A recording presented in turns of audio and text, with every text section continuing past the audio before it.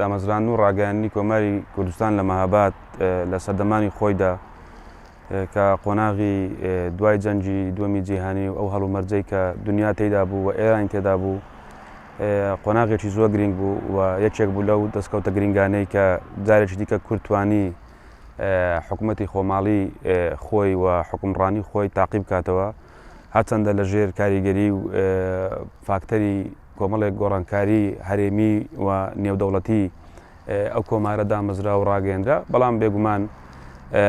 ئامادەباشی ناوخۆیش کاریگەری هەبوو و لە قۆناغی خۆیدا ئەو گرنگایەی هەبوو کە کورد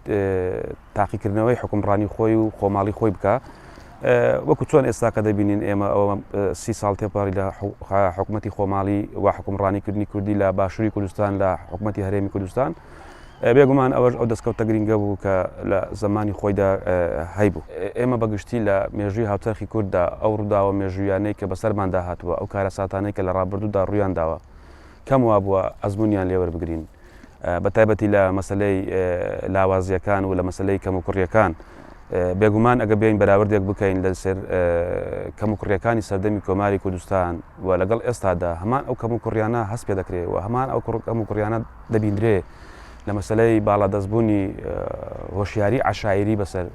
ناخی حکومڕانیەوە و لەسەر مەسلەی بنەماڵەیی بەسەر ناخی حکومڕانیەوە لە مەسلەی نەبوونی سوپایەکی نیشتیمانی یەکگرتوو لەسەر کاریگەری بەسەر حکومڕانی کوردیەوە و لە مەسلەی کەم و کوڕی لە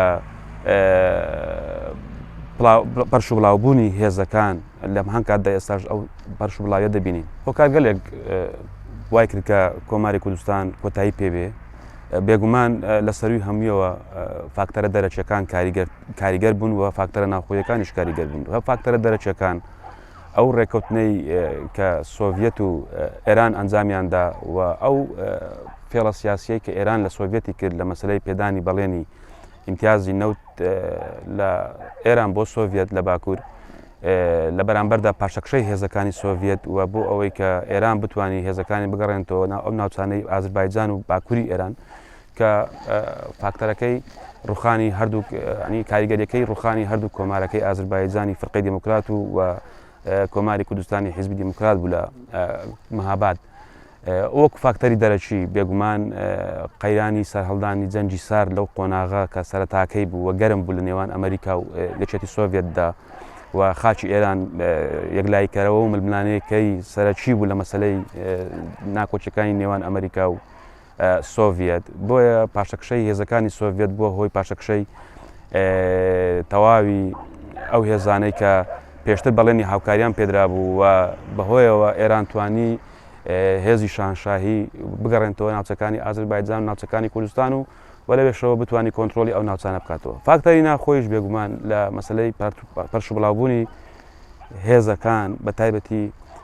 ئەو هێزانەی کە ئەو کات ڕێکخرابوون لەسەر بنەمای هۆزایەتی لەسەر بنەمای عەشایری ڕێکخرا بوو و پەرشبڵاوی ئەو هێزانە و خیانەتی هەندێک لە سەرۆک عەشیرەتەکانیش بەڕاستی لە قازی محەممەد و پابەند نەبوونیان بە بنەماکانی حکومڕانی خۆماڵی ئەوانە هەموو وای کرد کە کۆماری کوردستان کۆتایی پێ ئەمەگە بێن خاڵی لێکچوو و خاڵی بەراوردکار و هاوتاش هەیە خاڵی لێکچوو ئەوەیە کە حکومڕانی کوردی ئەگەر ئەو کات تەمەنەکەی 11 مانگ و 11 ڕۆژ بوو بەڵام ئێستاکە ئەوە لە 30 ساڵ تێپەڕی ئەگەر ئەوسا گلەی هەبوو لە مەسلەی گلەی کرێ لە مێژووی کۆماری کوردستان لەوەی کە نەیتوانی سوپایەکی نیشتیمانی یاخود هێزەکان هەموو کۆکاتەوە لەبەرەوە تەمەنەکەی کورد بوو بەڵام ئێستا کە دوای تێپەڕینی 30 ساڵ لە حکومڕانی لە هەرێمی کوردستان دەتوانین ئەو گلەیە بکەین دەتوانین ئەو ڕەخنە مێژوویە بگرین لەوەی کە ئەزمموی ڕابردوومان ئەزبەر نەکردووە لەوەی کە بین کەم و کوڕیەکانی ڕابردوو چارەسەر بکەین لە مەسلەی نەبوونی سوپایەکی نیشتیمانی لە مەسلەی حکومڕانیەکی خۆماڵی پاک دوور لە دەستێوەردانی دەرەچی دوور لە مەسلەی هەژمونی دەرەچی ئیقلیمی و دوور لە مەسلەی گەندەڵی پۆخڵەواتی کە خەڵک دوور خاتەوە لە مەسلەی هۆشیاریە نیشتیمانیەکەی تا ئەوەندەی کە پابەندی ئەو مەسلەیەبی کە پێی دەگوترێ خۆشەویستی حکومڕانی کوردی بۆیە خاڵە جیاواز و خاڵە هاوبەشەکان زۆرن بەڵام کۆماری کوردستان تەمەنەکەی 11 مانگ و 11 ڕۆژ بوو دووبارەی دەکەمەوە بەڵام حکومڕانی کوردی ئەو ڕۆکە لە هەرێمی کوردستان زیاتر لە 30 ساڵە بۆیە ئەوە بەرەو 30 ساڵ دەڕوانی بەرەو زیاتر لە 30 ساڵ دەڕوا بۆیە ئەو خاڵە جیاوازیانەی کە هەبوو ئەو خاڵە هاوبەشانەی کە هەبوو دەتوانین زۆر جار دەستنیشانیان بکەین بەوەی کە مەسەلەی کێشە ناکۆچی سنوور کە سەردەمی کۆماری کوردستاندا هەبوو لەگە کۆماری فرقەی دیموکراتی ئازربایجان لە مەسەلەی ورمێ و ناوچەکانی ڕزاییەی ئێستا کە پێی دەڵێن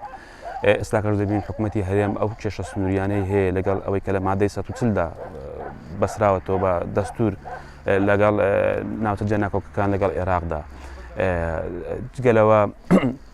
ئەو سیاسەتە دەولیەی کە لە سەردەمی کۆماردا هەبوو ئەو ساکەش دەبین ئەو سیاسەتە دەولیە تا ڕادەیەکی زۆر بە خواستی کورد ناخولێتەوە ئەگەر بێت و کورد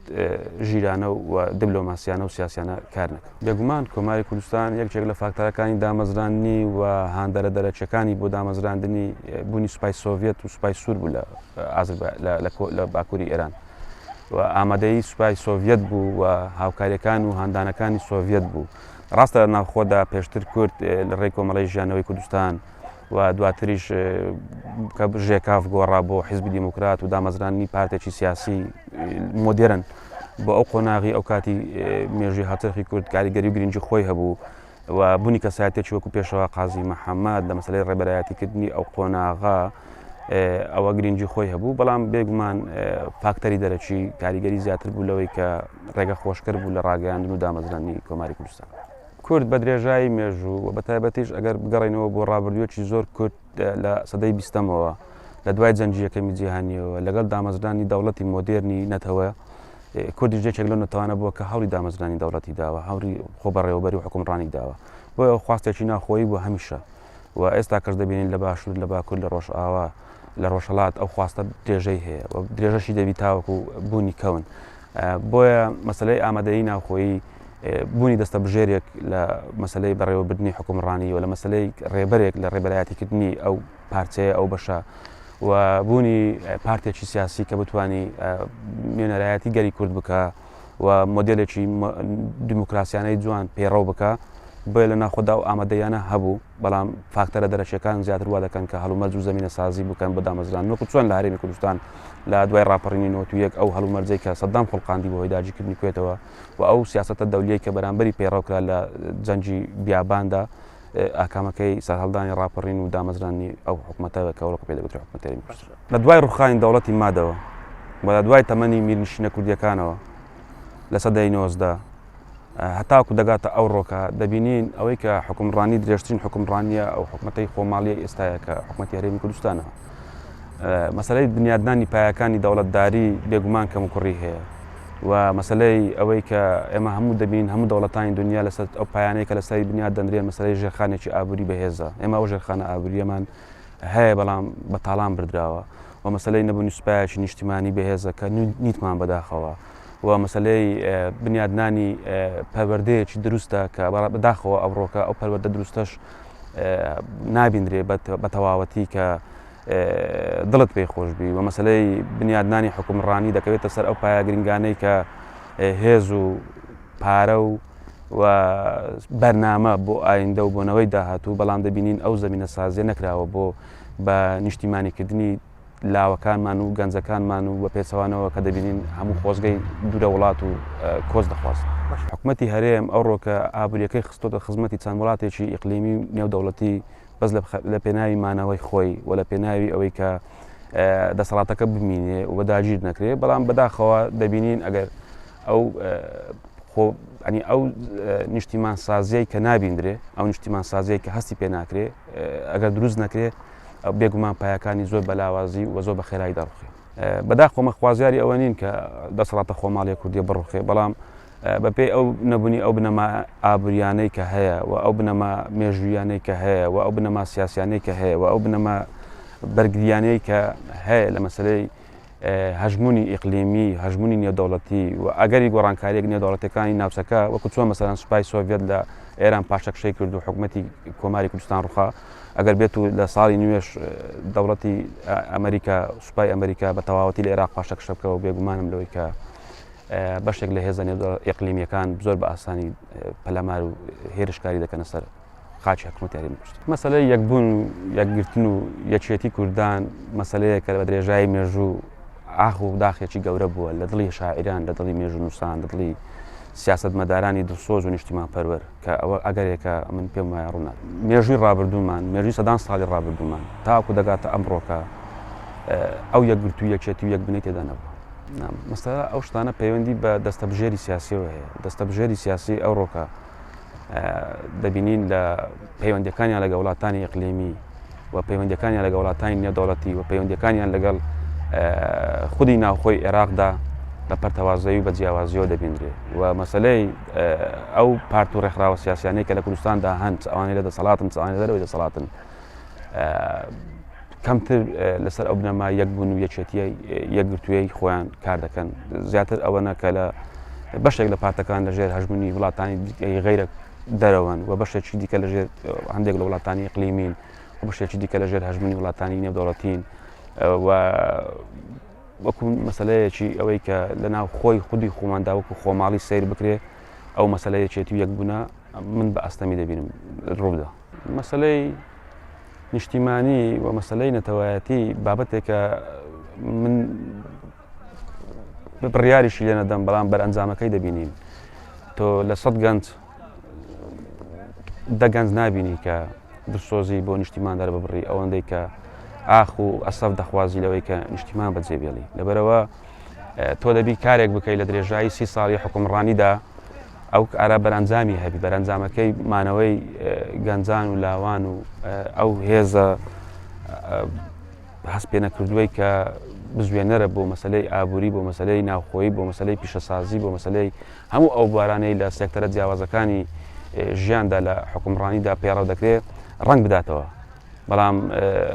ئەوەی کە لە دەرەنجامی 30 ساڵی ڕابردوودا بینیمان ئەوەندە ڕەشبینمان دەکە ئەوەندە گەشتبینمان ناکە لە ئەنجامەکەی کە دەبین بە مێژوودا بڕۆینەوە و بەراوردی ڕووداوەکان بکەین و هەڵسانگاندن بۆ ڕووداوەکان بکەین گومانی تێدا نییە کە مانەوەی دەسەڵاتی حکومڕانی کوردی پەیوەندی بە سیاسەتی نێودەوڵەتیەوە هەیە و هەر کاتێک سیاسەتی نێودەوڵەتی لەو ناوچەیە گۆڕانکاری بەسەدا بێ بێگومان ئەو دەسەڵاتە یان فراوانتر دەکرێت و یاخود کۆتایی پێدێ لەسەر ناوخۆ ئەوەی کە هەیە لەو زەمانەی کە ڕوودەدا لە مەسەلەی قەیرانی دارایی لە مەسەلەی نەبوونی بەرنامەی چاکسازی لە مەسەلەی هەموو ئەوانەی کە گەنجان و خەڵک بەگشتی دوور دەخاتەوە لە بەستنەوەیان بەو خاک و بەو نیشتیمانە کۆتایی بڕیاری نەمانی دراوە بەڵام ئەوەی کە ماهێشتیتەوە ڕای گرتیا پێوەستە بە سیاسەتی دەولیەوە